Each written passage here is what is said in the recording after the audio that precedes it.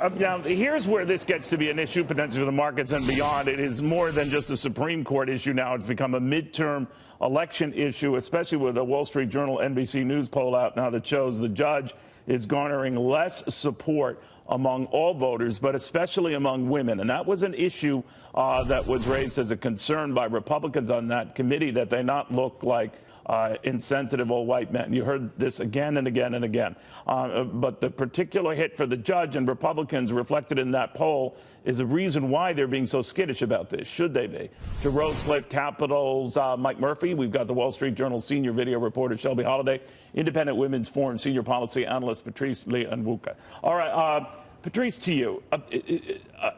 Republicans are very, very concerned about going back to the way they looked or were deemed to look in handling the Clarence Thomas, Anita Hill issue, when a lot of women came forward. A lot of women ultimately won office that year, I believe, 16 that particular year. They can see it happening again, and they don't want it to happen again.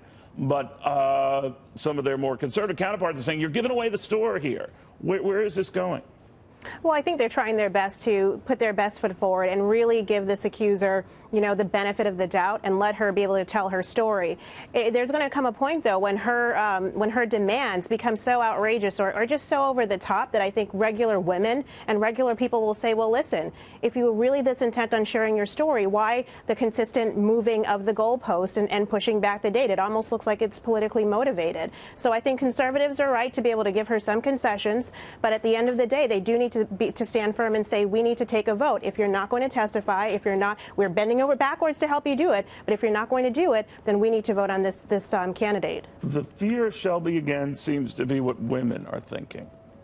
I think that's exactly right, because they're a big swing vote in this election, and that's what both parties want. They want to attract the support of women, particularly suburban women.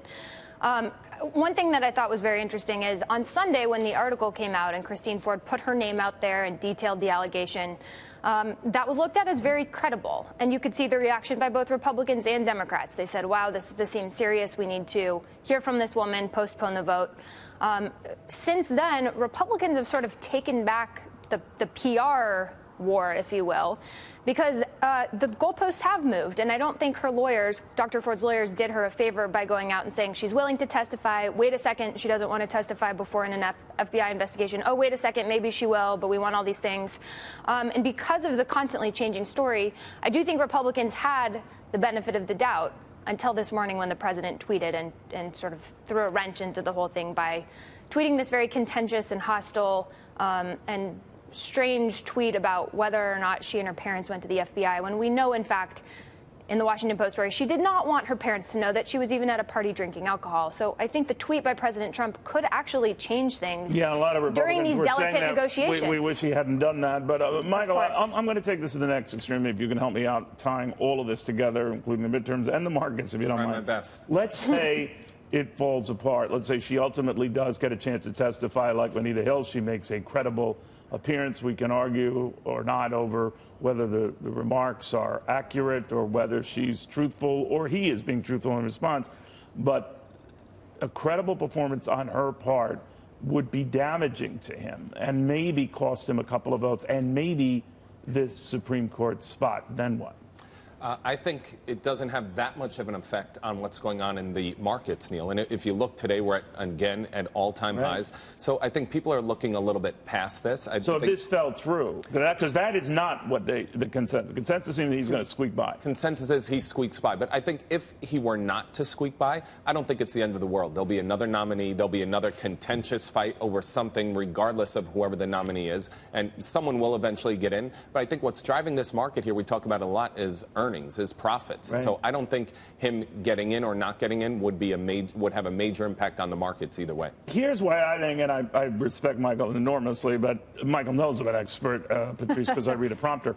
And the one thing I could argue is I don't think this is in the wheelbarrow things that are expected on the part of the markets. And if it were to fall through, I don't know if it's such an immediate given that the president would get his way, especially if it's pushed back after the midterms. Let's say, hypothetically, the Republicans lose the Senate. Not likely, but I'm just raising this with you. We could go for quite a long time here with the president not getting his way on a Supreme Court pick. And that uncertainty, maybe it isn't a huge deal. We've dealt with 4-4 courts before. Then what? Well, I mean, most immediately, number one, the Supreme Court is sitting on October 1st to start hearing cases. Now, some of these cases are probably not going to be blockbuster cases, but that's the first indication to Americans, hey, wait a minute, we actually do need someone seated in that seat.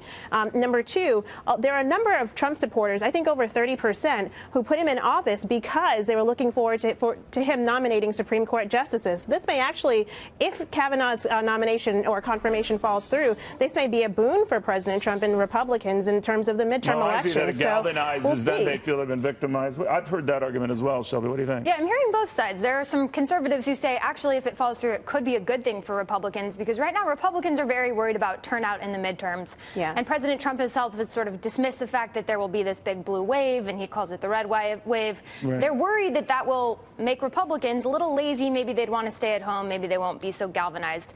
However, if you have this big showdown and Republicans lose, that will really put the focus on how much Republicans need to go out to the polls, get their Senate majority, and then continue confirming Supreme Court justices. So, you know, you hear it both ways. I think both parties are looking for a win no matter what happens. The markets themselves that you alluded to continue to race to new highs, continue doing this drama notwithstanding. Would trade be a big issue? In other words, what could unravel it? What I think would have to be more of a geopolitical concern, Neil, because, you know, we've talked about, we were on here a few months ago talking about this, how big the China trade dispute was going to be, and it could rattle the markets, get them off their rails. But that hasn't happened because it looks like what the president was talking about, where he had the leverage, it looks like, at least to this point, that he does have the leverage. But we still don't have a deal. We don't have a deal. And what happens, I think if you look at the other way, Neil, what happens if we do get a deal? We're at all-time highs right now. If corporate profits continue strong and we get a deal on the table, and Kavanaugh gets in, and North Korea gets worked out, and Canada gets worked out, where's the market? And there's peace on earth everywhere. Peace on earth. All right. Guys, thank you all very, very much. We'll look at all of these possibilities. Believe me, if this guy is wrong on even one of the smallest, tiniest point, we'll blow it way out of proportion. But he's usually right.